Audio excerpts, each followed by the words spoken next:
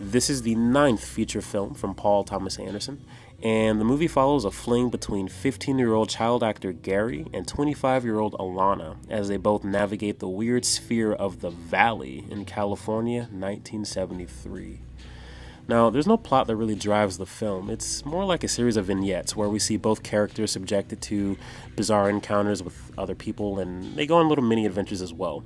You know, think of movies like Dazed and Confused, Fast Times at Ridgemont High, American Graffiti, Everybody Wants Some, you know, just all these movies where they're literally just about kids or young adults getting into random situations, random shenanigans with no central plot or no central force driving any of it. It's, you know, we're just kind of watching them hang out and go with the flow. So through these adventures, we understand Gary to be the real-life incarnate of Eddie from Ed, Edd n Eddy, a youth way out of his element, always scheming and seizing opportunities to be the next hotshot on the block. You know, his confidence and ambition, they're to be admired, and we see why his hustle is so alluring, you know, especially after learning that that Alana is the exact opposite of him. She's bitter, emotionally volatile, stagnant, nearing her 30s with no sense of direction. What are you thinking, huh? I'm Essie. I work for Mom and Dad. I'm perfect. I'm a real estate agent. Alana doesn't have her life together. Alana brings home stupid boyfriends all the time. I mean, I knew it. I knew that was what you were thinking. You're always thinking things, you thinker. You thinker. You think things. And Gary, you know, Gary has and does everything she wishes she could have and do. So, I mean, with that, it's easy to see how and why he piques her curiosity. And playing off of that, I found the dynamic between the two, I found it really charming and engaging. Like, I really like their performances, and I really like how they engage with each other, you know, and kudos to Cooper Hoffman and Alana Haim. They did great. You know, they're not newcomers. I mean, I'm sorry, they're newcomers, you know, like these are their breakout roles. And it's crazy because they brought a lot of personality to the roles, and you know, the fact that they're not professional, it also brought in some qualities that I thought were totally organic, you know, like, you know, things where you can tell that they're not professional, but it didn't hurt, you know, it just felt honest. And the additional cast, I thought, did really good. Sean Penn was good. Tom Waits was good. Bradley Cooper was a fucking monster for the 10 minutes that he had to shine. And Benny Safdie was decent. I'm really surprised by how decent of an actor Benny Safdie is. And in addition to them just being, you know, fully realized characters, you know, I really enjoyed being in the world of the film. You know, the world felt inhabited, it felt detailed, it felt organic, you know, it felt lived in. And all of its idiosyncrasies, like, it helped immerse me into the experience and made everything just feel tangible, which is pretty vital for a movie where the characters have nothing better to do than hang out and interact with everything around them. But aside from that, yeah, the set design was great. I thought the costumes were on point, and I thought the cinematography was definitely really good.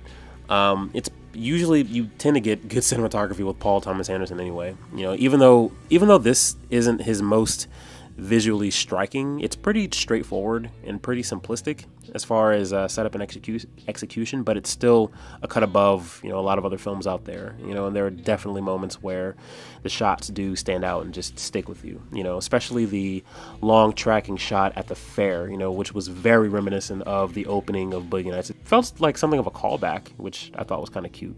Some of you might be aware, some of you might not be, but there is a controversy surrounding the film, and I do want to talk about that. So there are people who are put off by the 25-year-old hanging out with a 15-year-old, which makes sense. It's weird, that goes without saying. But the biggest thing I've been seeing with the controversy is the interpretation that this movie cheers on their relationship and celebrates grooming, and I'm honestly not sure why people are thinking that. Let's ignore the age gap for a second. I mentioned it before, you know, the two characters, they're very charming, you know, and they're very charming when they're together. But during the moments when the charm is turned off, when things get ugly, the movie shows pretty upfront and clear that they're toxic as hell towards each other. They constantly get embroiled in these petty disputes, and they hold it over each other's heads for juvenile reasons. They're childish as hell. You know, he's a dumb, naive kid, and she's an insecure, emotionally misaligned woman. You know, they're a natural mismatch. How is that something to celebrate? And second, you know, the nature of their relationship. Like, okay, it's inappropriate. That's, you know, we're not arguing that. I'm not arguing that. We know it's inappropriate. And so does Alana, you know? Like crucial scenes in the film involve her reflecting on the fact that she's too damn old to be running around with a goofy-ass 15-year-old and his friends. As a matter of fact, that's a major component to her character. You know, she doesn't display any sexual attraction to Gary, nor does she, like, show any interest in taking advantage of him, so it's not like the movie's trying to cross any lines on that front. It's more akin to her being attracted to the liveliness, the success, the blind, youthful passion that Gary embodies. So she's caught in this tug of war of living that youthful life and growing up. And if you want to fight me on the ending, then all I'll say is this: don't take it at face value. That's all.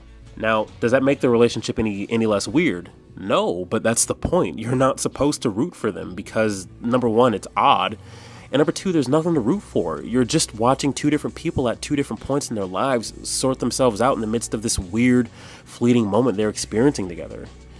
I've seen some people say that given the substance of the movie, tying back to everything I just said, the age gap is unnecessary. There are people who say that Gary could have been 18 and the same story still could have been told.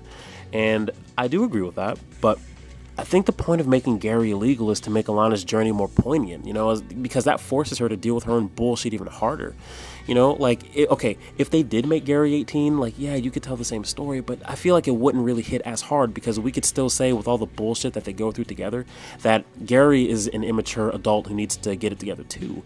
But the fact that he's 15, there's no excuse for any of it because he's still growing up, he's still going through the motions. Alana's 25, she should know better, and she knows she should know better. So it's an even harder slap to the face when she has to reconcile with herself and get her shit together. That's my take, at least. So I honestly thought, telling it the way that it's told was fine. I thought the movie wrote its own line of contention pretty well without tipping over.